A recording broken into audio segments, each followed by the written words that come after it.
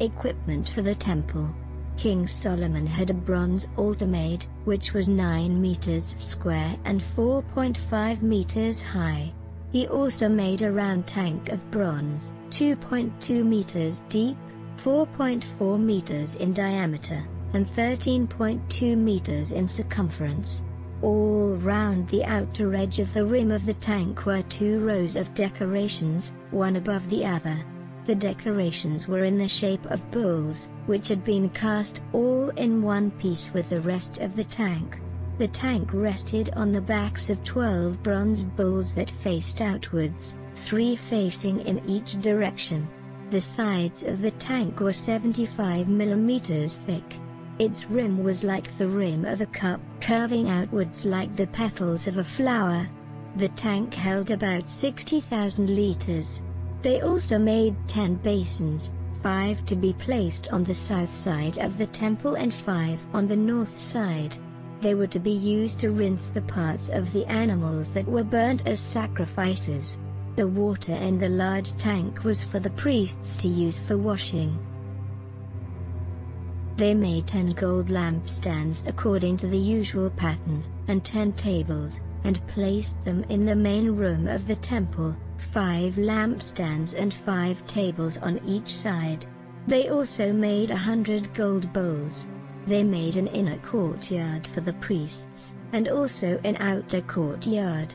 The doors in the gates between the courtyards were covered with bronze. The tank was placed near the southeast corner of the temple.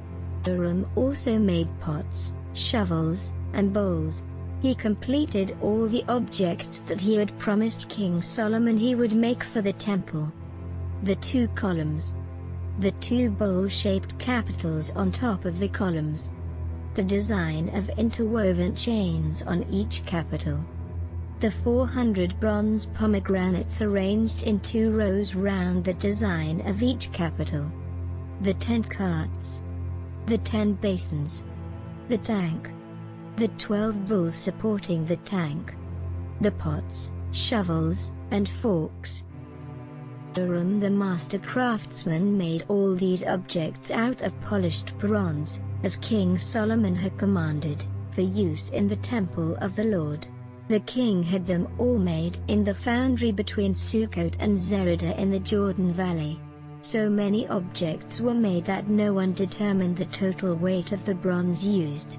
King Solomon also had gold furnishings made for the temple, the altar and the tables for the bread offered to God, the lampstands and the lamps of fine gold that were to burn in front of the most holy place, according to plan, the flower decorations, the lamps, and the tongs, the lamp snuffers, the bowls, the dishes for incense, and the pans used for carrying live coals.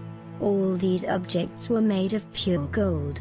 The outer doors of the temple and the doors to the most holy place were overlaid with gold.